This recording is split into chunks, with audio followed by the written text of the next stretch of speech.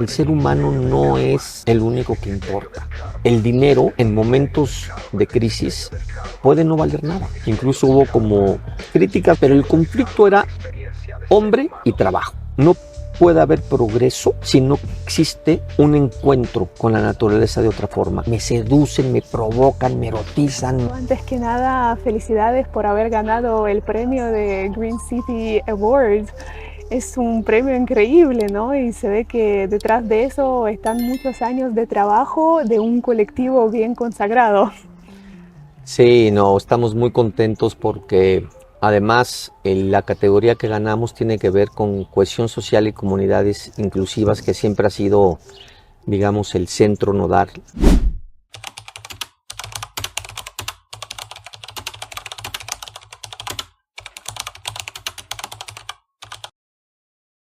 de este espacio. Cómo podemos generar comunidades que se involucren en su entorno local con una perspectiva de permacultura. Entonces este es un reconocimiento a toda la gente que ha participado de una u otra manera desde el inicio de esta aventura que ha sido el Huerto Roma Verde, pues como dice un amigo querido, ¿no? Un proyecto que nace con la mínima probabilidad de continuar, pues hoy se ha convertido en un referente interesante, no solamente a nivel local, sino nacional y ahora internacional. Impresionante. Y uno de los principios básicos de Huerto Roma es la permacultura. Sin embargo, la característica clave de un ser humano moderno muy arraigado por el capitalismo es el espíritu de competición, ¿no? El espíritu competitivo. Que a su vez está alimentando la mentalidad de escasez, ¿no? Que es la creencia que mañana me va a faltar. Y por eso yo debo asegurar tener recursos, ya sea financieros o alimenticios. Y por contraste, el principio de permacultura es el compartir. Y cómo podemos cambiar a una paradigma completamente opuesta a eso de la competición. Totalmente. De hecho, el Huerto Roma Verde tiene dos grandes pilares. Uno es el conocimiento y la sabiduría de pueblos originarios y el otro es la herramienta de la permacultura. Cuando nosotros miramos que esto pues encajaba muy bien, ¿no? Que escuchar la visión que tenían los pueblos originarios sobre su estar y ser en la tierra, pues embonaba mucho con la herramienta de la permacultura. Entonces, nosotros formamos esto que le llamamos el jicuri regenerativo, este paradigma que justamente se traslapa, porque no se contrapone, porque al final también venimos de esto, de este paradigma cartesiano, que es un paradigma analítico, deductivo, racional, lineal, patriarcal, que ahora está teniendo grandes síntomas de desmoronamiento. Entonces, ¿qué es lo que viene? Pues viene un renacer, un florecimiento en donde esos saberes de los pueblos originarios y el conocimiento también científico que está también inmerso en el diseño de la permacultura, pues se hermanan y nosotros decimos que estamos transitando del paradigma cartesiano al paradigma geobiosistémico. Interesantísimo, ojalá que podamos transitar. Si hay alguna herramienta para cambiar ese espíritu competitivo, ¿no? Para que el ser humano entienda de una forma muy distinta. En una de sus últimas entrevistas habló del concepto de holocracia y teniendo un espacio tan grande, ¿cómo se aplica en Huerto Roma ese principio que implica cambiar las estructuras jerárquicas, ¿verdad? Y cómo también en general visiona nuevo tipo de liderazgo en el mundo. Fíjate que ese es un tema bien interesante porque eh, efectivamente tenemos que ir hacia modelos más abiertos, a lo que los procomunes hablan, que no tiene que ver con romper del todo la verticalidad para irnos a una horizontalidad total. Yo creo que tanto daño hace la verticalidad en la toma de decisiones como la horizontalidad absoluta en la toma de decisiones. Nosotros hablamos de una transversalidad y ahí la holocracia o sociocracia, que también le llaman, hay pequeñas diferencias, pues nos permite crear una forma de gobernanza más acorde con esta transversalidad, jugando a través de roles, pero no es una tarea fácil implementar porque este bagaje cultural, esta raíz autoritaria que mamamos desde la familia, que las propias instituciones del Estado, la propia estructura de las empresas, pues vienen siguiendo esta estructura lineal, vertical, autoritaria, patriarcal. Descolonizarnos de eso es una tarea compleja. Aquí lo hemos intentado de muchas formas, a veces con éxito y a veces con fracaso. Tratamos de que haya estos diálogos intercomunitarios. Hay varios proyectos en el huerto, digamos que son unidades productivas que funcionan de manera autónoma. Ellos toman sus decisiones, sus caminos, pero también comparten responsabilidades dentro del espacio. Y está obviamente el área, digamos, de la dirección administrativa, operativa, logística del huerto, en donde pues hay veces tenemos que tomar decisiones pues más enfocadas a una jerarquización y otras se toman de manera más consensuada.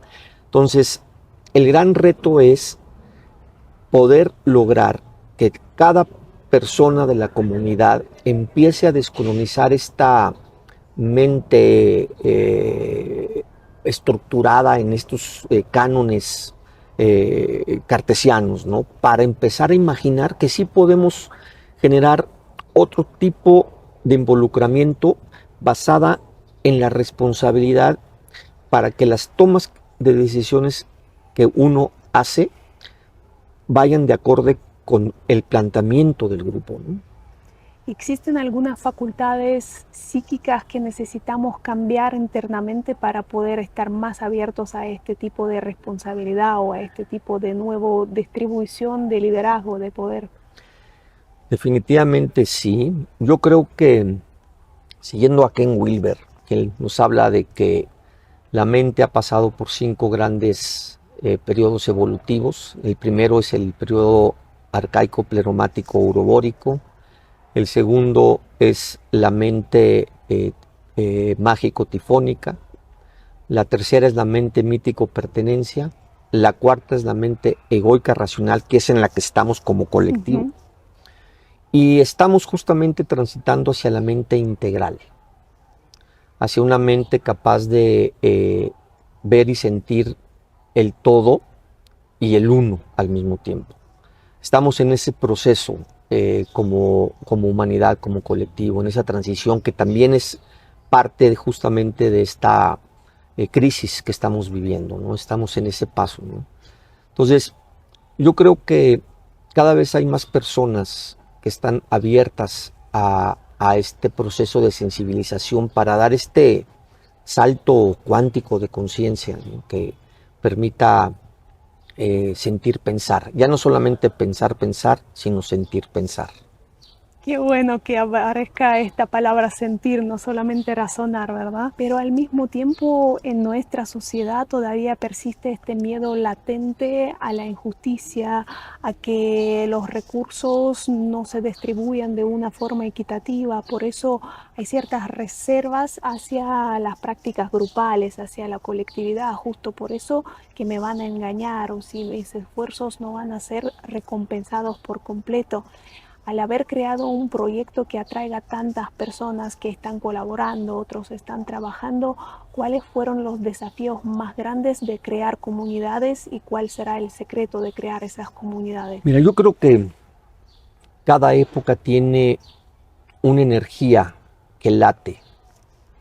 Hay veces que hay momentos históricos en donde se vive como un impas, pero hay momentos en donde empieza a aflorar una energía que está hablando sobre que algo tiene que cambiar. Yo creo que hoy estamos en ese momento, y entonces cuando el huerto surgió, fue impresionante la magia que generó, que nosotros ahora sí que estuvimos prácticamente a la espera en nuestro diario hacer, pero a la espera de un montón de grupos que empezaron a llegar, de personas que empezaron a decir, yo quiero involucrarme en esto. Entonces, para nosotros, el tener esta masa, digamos, crítica de gente conectada a otra visión de las cosas, no fue lo difícil. Lo difícil ha sido el cómo podemos generar esa expectativa de crecimiento y la posibilidad de que se mantenga, de que no sea nada más ahora sí que llamarada de petate, como decimos aquí, sino que se sostenga, ¿no? Algo que me encanta de José Martí, que decía, decir es hacer, ¿no? Entonces, yo recuerdo mucho esa frase porque efectivamente, ¿no? Uno puede decir muchas cosas, pero no las hace. Pero después vino otra reflexión. El gran reto es sostener. Entonces, algo que con errores, con muchas dificultades, pero creo que la comunidad del huerto ha hecho es sostener el proyecto. O sea, ya ha sido el esfuerzo no de una persona, ni de dos, ni de tres, ha sido el esfuerzo y la convicción, ¿no? Que va más allá del dinero, porque aquí nadie se acercó para hacer dinero, ¿no? Es evidente. Me imagino. Aquí la gente se acercó porque había esta energía que flotaba en este aire, ¿no? De que ya no estoy contento en meterme a proyectos públicos, privados, que no están satisfaciendo mi corazón.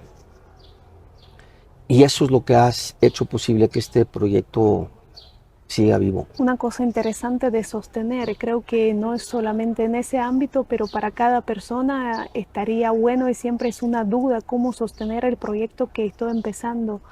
¿Estaría suficiente la motivación idealista para levantarse todos los días y luchar con los desafíos que aparecen en el camino? ¿Cuál será la receta? Si podría ser o podría existir una.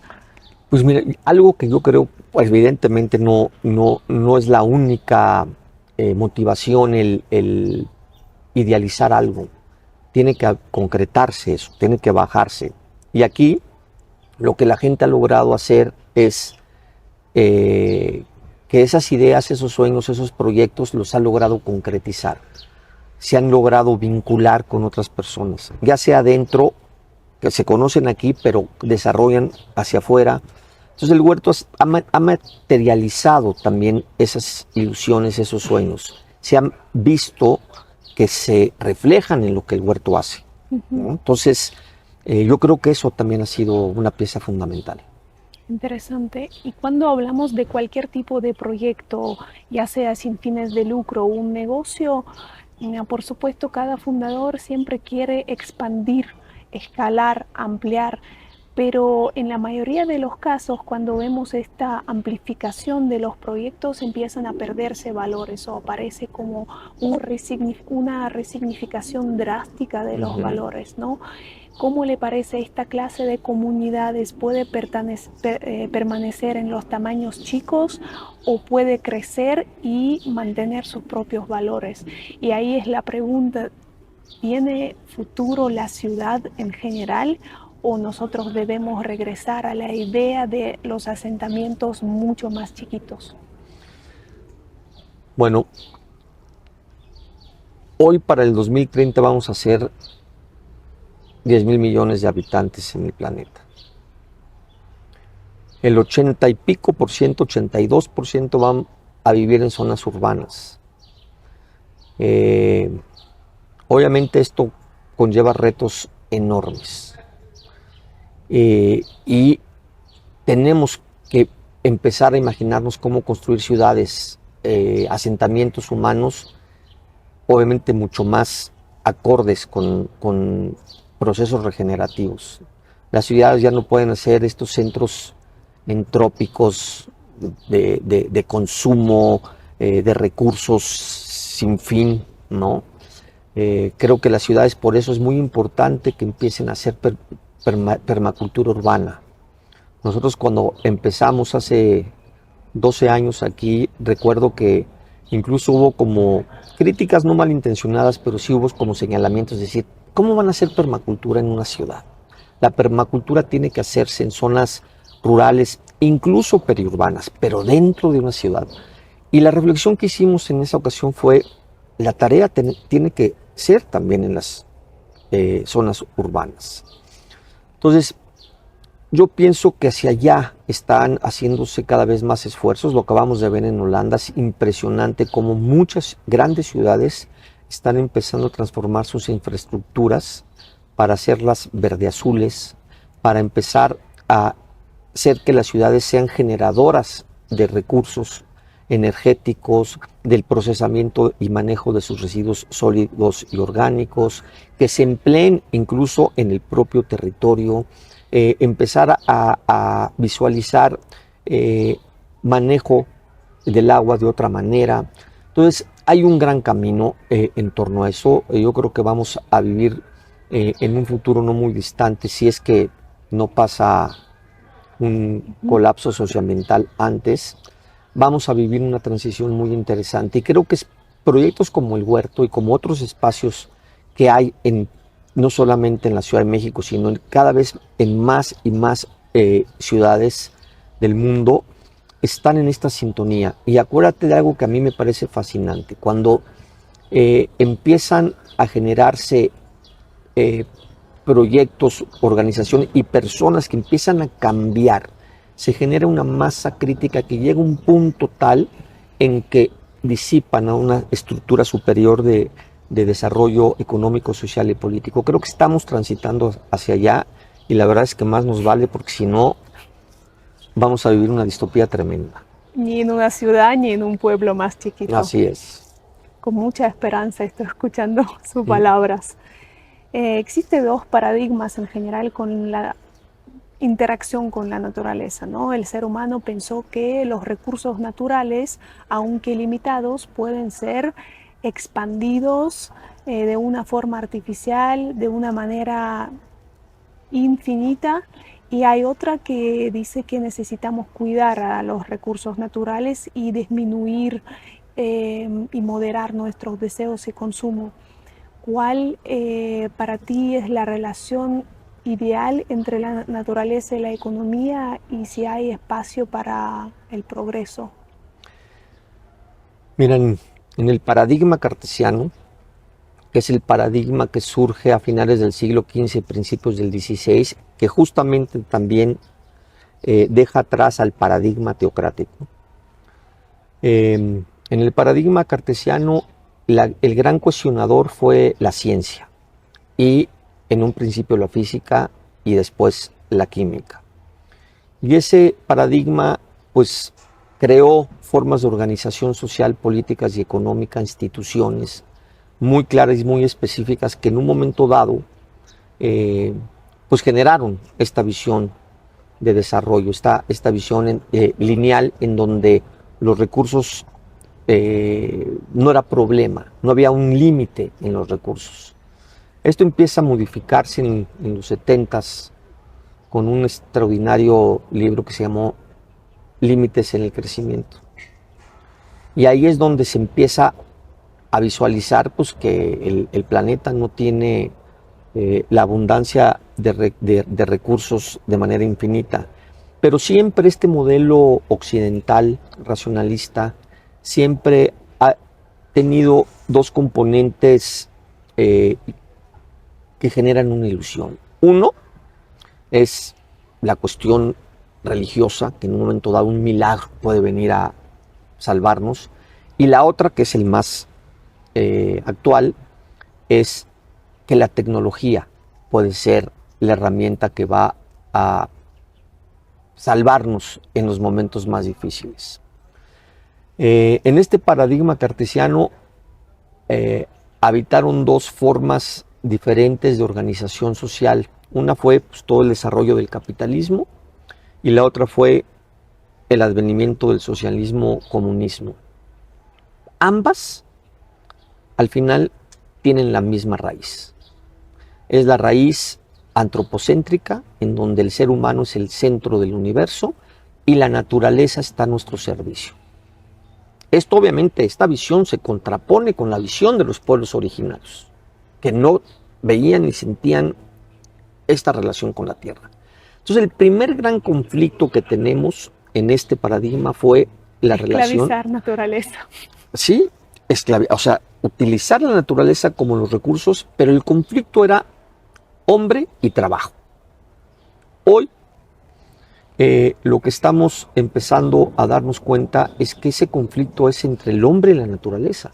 Si nosotros no nos reencontramos nuevamente con la naturaleza, si no tenemos, como dice Morris Bergman, este reencantamiento con el mundo y volvemos a sentir que la tierra no es un recurso, sino es algo en lo que nosotros vivimos en un desarrollo y en un equilibrio ecosistémico, pues no hay futuro posible.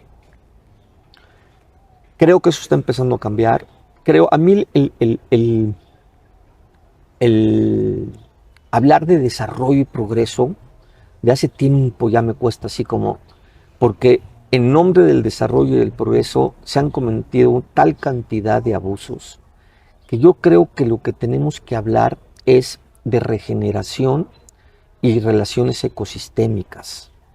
El tema es que no puede haber progreso si no existe un encuentro con la naturaleza de otra forma. Es un pacto con la tierra. Así como en el paradigma teocrático el pacto fue con las diosas y los dioses, en el paradigma cartesiano el pacto fue entre humanos, el pacto antropocéntrico. En este paradigma geobiosistémico en el que nosotros estamos poniendo ahí todas las esperanzas, el pacto es con la tierra. Si, por ejemplo, imaginamos a una persona que está construyendo su propio negocio, su propio proyecto, ¿qué le podríamos decir para que no lo desarrolle a tal escala que dañe a la naturaleza? Pero su ambición es esa, ¿no?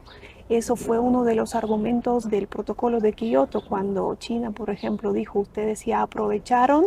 Ustedes contaminaron, ahora porque nosotros no. Claro, ustedes ya crecieron con esto, también queremos este crecimiento económico.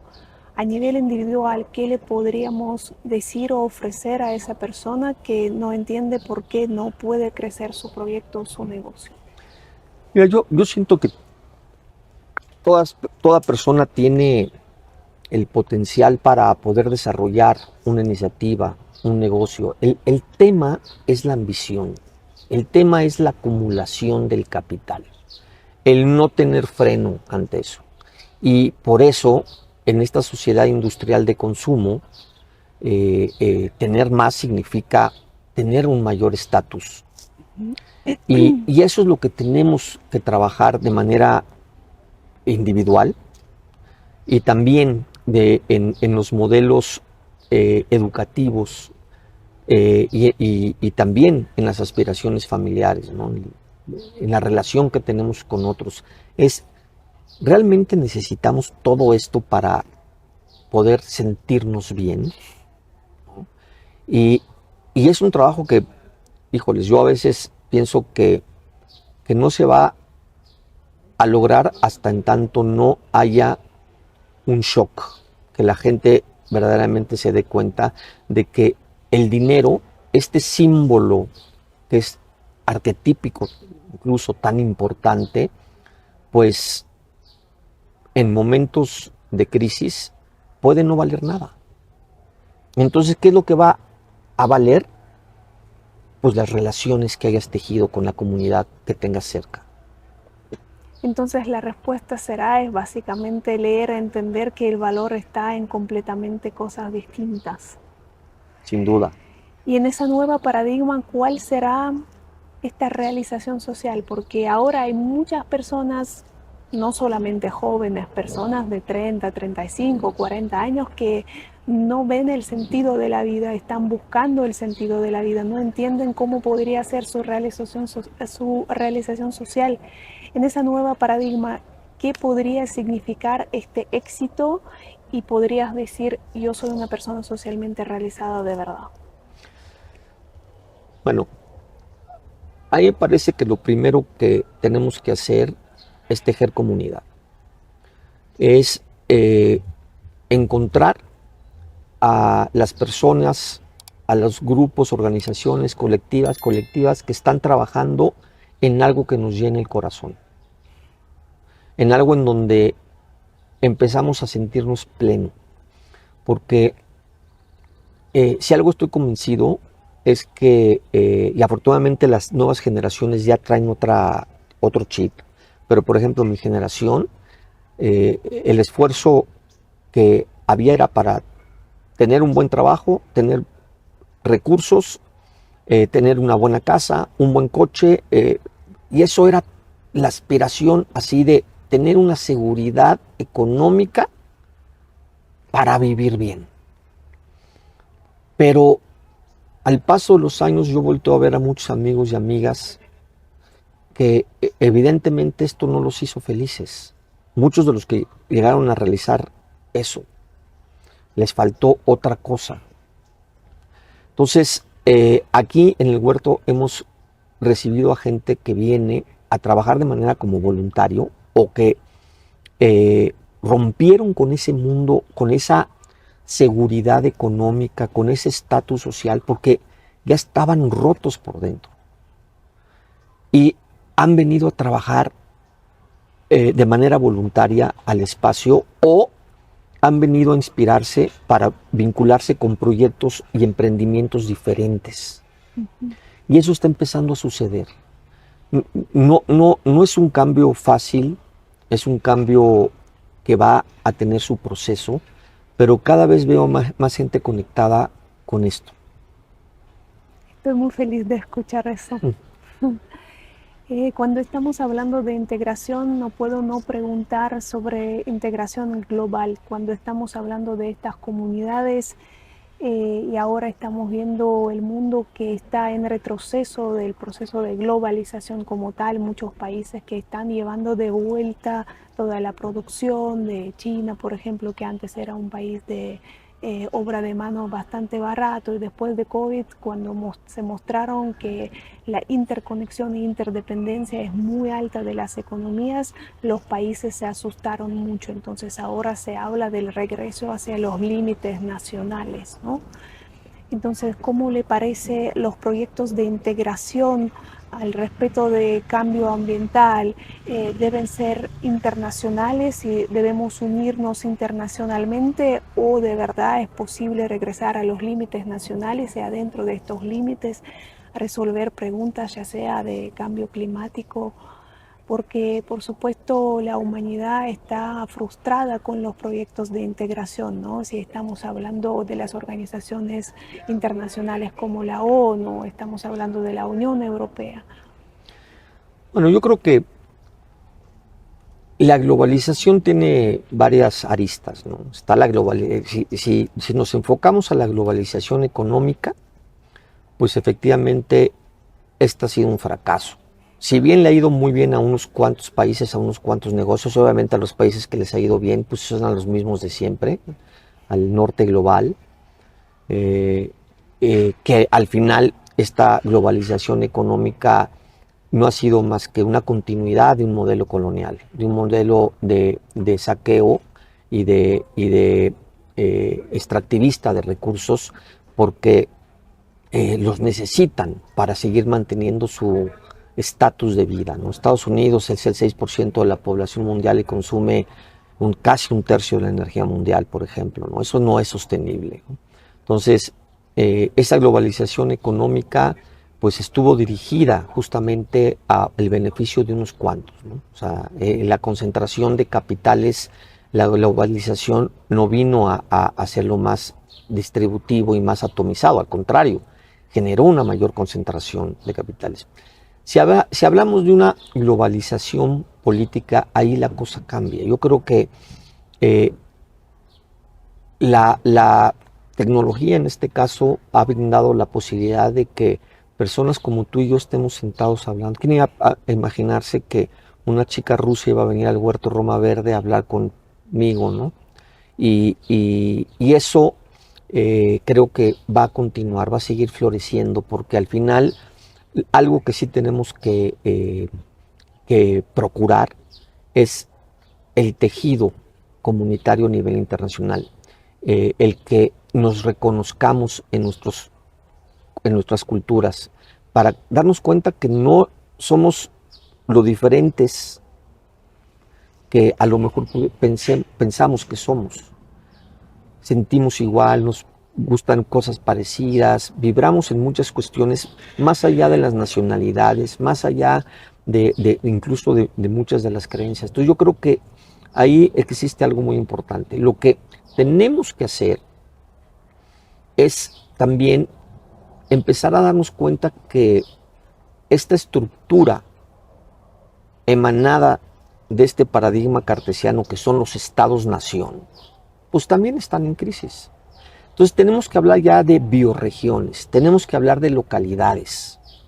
Y ahí es donde podemos tejer muchísimas cosas en común.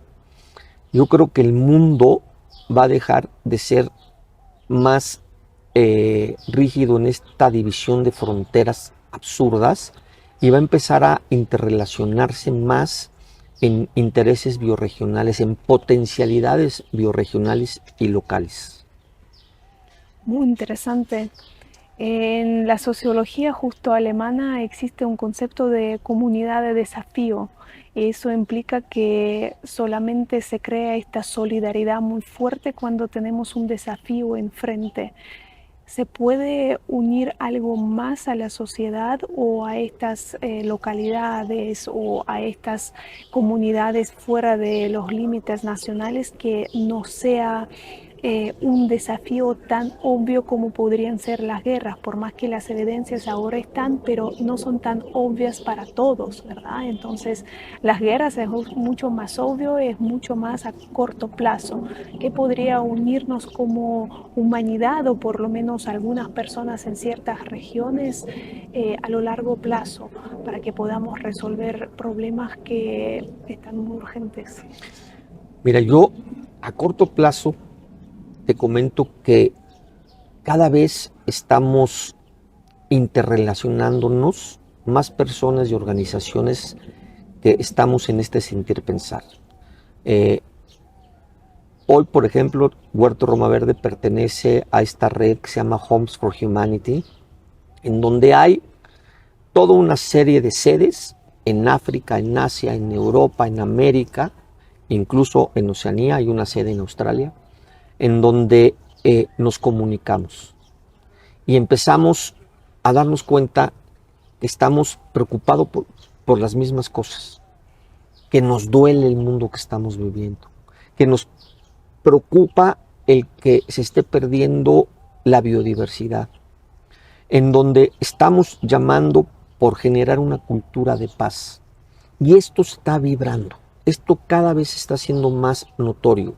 Obviamente, ¿quiénes están peleando en estas guerras? Pues están peleándose esos grandes intereses comerciales, económicos, con estas visiones nacionalistas trasnochadas, que todavía sienten que la identidad es lo que de una región es lo único que importa, cuando claro que importa, pero también importa sentir la identidad del otro. Entonces, algo está sucediendo en estos momentos de cambio profundo, en esta crisis civilizatoria que estamos viviendo, y algo se está cociendo. Y se está cociendo desde abajo, desde la gente que está ya no creyendo en estas, pues en estos núcleos de poder, en este mainstream, en estos medios de comunicación. O sea, ya cada vez hay más personas que están conectándose a otra forma de sentir. Hablando de la conexión desde abajo, también usted es parte de una organización que se llama Extinction Rebellion. Y también el huerto es un gran ejemplo de un activismo social. Como persona, ¿qué tipo de desafíos ha enfrentado mientras estaba, no quiero usar la palabra luchando, pero siendo activo para realizar sus propios pensamientos, su propia voluntad? Bueno, yo creo que el principal obstáculo que se tiene en el activismo es la apatía, ¿no? Te encuentras a veces, ¿no? O sea, cómo motivar a que los jóvenes de hoy, ¿no? Que es uno de los llamados que ha hecho Extinction Rebellion, que ha hecho Fridays for Future, que ha hecho muchas organizaciones aquí en México, Nuestro Futuro, que están diciendo los jóvenes tienen que ser esta vanguardia que tome la bandera de la defensa por la tierra, inspirado en una nueva forma de mirar las cosas e inspirado también en la manera en que los pueblos originarios lo dicen. Y ese es el gran reto, ¿no? ¿Cómo podemos conectar a esta juventud, a esta fuerza viva, vital, transformadora que es la juventud, hacia una causa común, ¿no? Y así lo ha hecho la juventud en otros momentos de la historia. Claro, ahí las causas eran causas generalmente sociales, políticas, ¿no? Ahora la causa es por la tierra, ¿no? Y entonces ese es el gran reto del activismo. Eh, por suerte aquí nosotros hemos recibido a muchos colectivos y colectivas de jóvenes que andan en esto, pero se necesita más. Y para eso necesitamos justamente medios alternativos, porque los medios tradicionales no quieren difundir esto. Viven en pánico total, porque responden a los grandes intereses económicos, políticos, que aún sabiendo las consecuencias socioambientales que vamos a vivir en 20 años, se resisten a tomar las medidas que se deben tomar para empezar a cambiar las cosas. Entonces la receta será crear nuevos medios de distribución de la información para activar. Ese es uno sin duda. La otra es que se activen espacios. Nosotros llamamos a estos laboratorio biosocial o células biosociales. ¿En el huerto existe algún programa de activación de los jóvenes que sea como biosocial, con la conciencia no solamente de naturaleza, sino que de una postura muy activa ante de los desafíos de la sociedad? Bueno, sí, yo creo que el huerto en su diario hacer y acontecer busca provocar esto. Y lo hace de muchas maneras. Tenemos este programa que nos encanta, que se llama Pacto con la Tierra, justamente, que consta de 4 acciones climáticas, porque algo que nos pareció a Piero y a mí, Piero es mi socio, mi amigo y mi cómplice en sueños, en aventuras y desventuras, como muchos otros aquí en el huerto, ¿no? Pero en esta parte de pensar esto, nos dimos cuenta de que llegaba mucha gente aquí sensibilizada con el tema de la emergencia climática, angustiada, pero ante un reto tan enorme, de enormes proporciones, el decir, ¿qué hago?, se convertía en no sé qué hacer. Entonces, por eso empezamos a trabajar en hacer este pacto con la tierra, 4 acciones climáticas, que la primera es, ven y recicla tus residuos sólidos. Ven y compostea tus residuos orgánicos. 3, ayúdanos a hacer agroforestería. Y el cuarto es hacer comunidad. Entonces, por eso hacemos tantas actividades, por eso hacemos el mercado agroecológico los miércoles y todas las actividades culturales que al final lo que tratan es justamente de encender esta chispa de la rebeldía creativa, de esta disrupción hoy súper necesaria, ¿no? Que los jóvenes pues no se conformen con lo que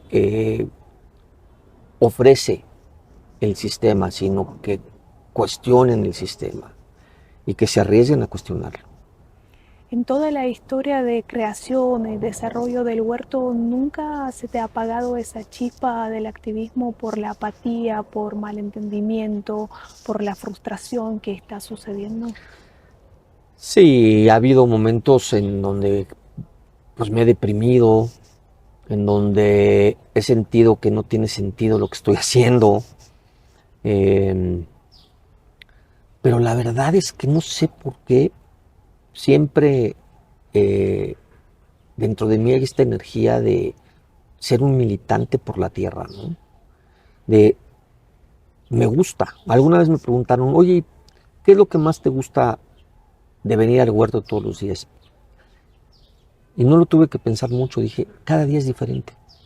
Cada día conozco gente interesantísima, gente que trae una magia, que trae unas ganas, que trae una serie de propuestas que me seducen, me provocan, me erotizan, pues eso es así como que si me conectaran al cargador, ¿no? Entonces, La eh, respuesta es otras personas, es justo la comunidad. es la comunidad.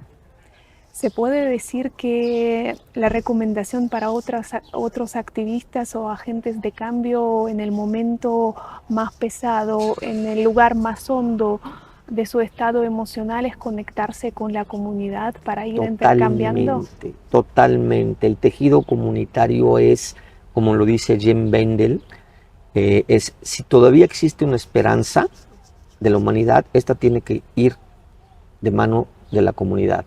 Y además, cuando uno va y conoce a comunidades de pueblos originarios, que hemos tenido la enorme fortuna de convivir con ellos aquí y también en sus lugares de origen, no solamente en México, sino en otros lugares, el soporte comunitario de esos pueblos son lo que los sostienen. Y sostienen a todo el grupo de una manera muy interesante. Yo he aprendido muchísimo de eso. He aprendido a darme cuenta que obviamente yo importo, pero que también lo que los otros hacen importa. Y es un poco el Ubuntu famoso, ¿no? En África, ¿no? Es el buen vivir en los andinos, es el bien común, las comunalidades aquí. Y hay muchos otros ejemplos más, ¿no? Hay un libro bellísimo que acabo de leer, que también fue así, hasta me pongo chinito cuando lo recuerdo, se llama Una trenza de hierba sagrada. No sé si lo conoces, o sea, ahí el tema de la reciprocidad y justamente de cómo estos pueblos originarios se valían obviamente de los recursos naturales, pero con un respeto y únicamente toman lo que pueden consumir. Nada más. El mundo blanco, el hombre blanco cambió estas cuestiones. Vamos a más pieles, más carne, más oro, y eso, pues las consecuencias las estamos viviendo, ¿no? Qué bella la filosofía de Ubuntu que ha mencionado, porque gracias a la filosofía de Ubuntu, Nelson Mandela pudo reintegrar todo el país. Y no es una filosofía tan abstracta, fue algo cuando el país estaba destripado por los europeos, pudo mantener esta unión del pueblo. Es increíble. Aparte de esa depresión, ahora antes de la entrevista también mencionamos esa ecoansiedad, que es una enfermedad mental, emocional que recientemente apareció. ¿Qué recomendaciones podrías dar a las personas que están sufriendo esa ecoansiedad? Bueno, yo creo que tienen que acudir con alguien que los ayude, que los escuche. O sea, estas cosas no se resuelven de manera individual, ¿no? Hay que compartir esa angustia, esa ansiedad, ese miedo, esa desilusión, esa desesperanza, hay que hablarla, hay que compartirla, a lo mejor quizás si no quieren ir con un psicólogo, que están especializados cada vez más en esto, compartirla con amigos, con la pareja, y socializarla.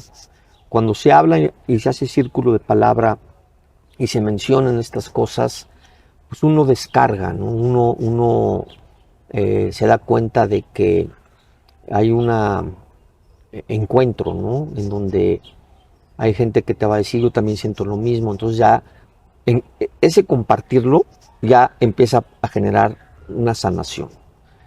Y pues trabajar en no dejarse caer, ¿no? En no dejarse caer.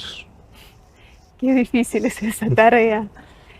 Y últimas preguntas. Hace unos días los laureatos de Premio Nobel escribieron una carta al mundo pidiendo que se paren todos los conflictos.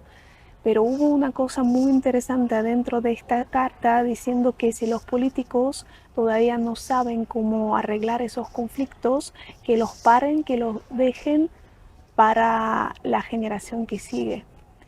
¿Qué piensas al respecto? Bueno, hay una desconexión tremenda entre nuestros grandes líderes a nivel mundial. No solamente políticos, sino también nuestros líderes empresariales, ¿no? O sea, durante muchísimos siglos el poder político fue el poder hegemónico. Después, en esta era del posmodernismo, cambió al poder económico.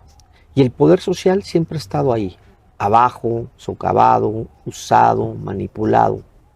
Algo que nosotros decimos, siguiendo un poco también a Víctor Toledo, el gran maestro Víctor Toledo, es: tenemos que hacer que ese poder social se equilibre, no para volverse también superior a los demás, tiene que haber un equilibrio. Entonces, yo creo que hay un vacío enorme en nuestros grandes tomadores de decisiones, porque están inmersos en un sistema que ya no funciona y que no saben cómo solucionarlo. Este interlingüis, este nudo gregoriano tan fuerte que hay a nivel macro, pero también en cada país, ¿no? Lo vemos en México, hay gente que viene con ganas de hacer, y te enfrentas al monstruo del sistema y cómo está creado, combinado, que acabas prácticamente nulificando toda la intención de hacer las cosas. Creo que eso también está pasando a nivel mundial. Hay sectores que no quieren dejar de tener el poder, ¿no? O sea, el problema, incluso podríamos decir que no es tanto el dinero, sino el poder, ¿no? O sea, mi verdad es la que cuenta y la verdad del otro, pues no. Y yo no voy a ceder, porque si cedo, el otro se me va a meter, ¿no? Entonces, creo que eso está colapsando, y está colapsando en este momento a través de lo que ya muchos dicen que empezó la Tercera Guerra Mundial. Yo también lo creo. Yo también creo que estamos... Y esa Tercera Guerra Mundial, pues es el fin de la civilización occidental, ¿no? Entonces el gran reto es que no se le vaya a correr a un loco a apretar un botón, porque entonces yo espero que eso no suceda. Yo espero que también en algún momento dado, cuando la sociedad industrial de consumo empiece a caer de manera ya más clara y evidente, va a generarse una fuerza social que va a empezar a imprimir una nueva visión. Es de la visión que estamos hablando, ¿no? De este cambio de paradigma, de este volver a sentirnos parte de una humanidad, pero también de un mundo multiespecie. Porque ese es un tema que es bien importante subrayar. O sea, el ser humano no es el único que importa. No somos el plan divino. El pupo del mundo. Todos los seres vivos y no vivos, de hecho por eso le llamamos paradigma geobiosistémico, porque la vida viene de la no vida, lo biótico viene de lo no biótico. Entonces tenemos que reconocer eso. Entonces cuando eso entra en tu conciencia, cuando eso entra en tu corazón, te das cuenta que un gatito como el que está aquí, la ardilla, los insectos, o sea, todo es vital. Unas plantas también. No, por supuesto, las plantas son las grandes maestras. O sea, los animales, al final venimos de las plantas, y las plantas vienen de los minerales. Entonces, por supuesto, las plantas son las grandes maestras. Por eso cuando uno se acerca a las plantas con respeto y como medicinas, plantas de poder, uno se conecta, te conectas con la tierra y puedes visibilizar el polvo cósmico del cual venimos. Tremenda sería la imagen de esta nueva ciudad que involucre todos estos conceptos. Un arquitecto danés así imaginaba la ciudad como una buena fiesta y decía: si los ciudadanos regresan a casa antes de las 3 de la mañana es una mala ciudad, no cumplió. ¿Cuál sería tu imagen ideal de la ciudad, del futuro? Pues yo siento que las ciudades deben de ser ciudades amigables, vivibles, en donde rompamos estas estructuras institucionales y podamos tejer un poco como ese ideal que recuerdo este libro fantástico de Aldous Huxley que se llama La Isla, que él explicaba cómo la propia comunidad era partícipe de la crianza. Entonces, los hijos de alguien, pues sí sabía quién era su papá y su mamá, pero no había este gen egoísta como también este gran libro que se escribió, que no recuerdo el nombre del autor, en donde los hijos como propiedad, no, hay que hacer más comunal esto, la educación, la familia. Yo me imagino que van a empezar a haber centros biosociales como el huerto donde la comunidad se va a unir a platicar, a dialogar. Van a haber infraestructuras, ecotecnias verde-azules. Vamos a empezar a generar centros de producción y transformación de alimentos de manera local. Vamos a procesar nuestros desechos sólidos y orgánicos para reintegrarlos en el proceso. Creo que va a venir una disminución en la aspiración de consumo.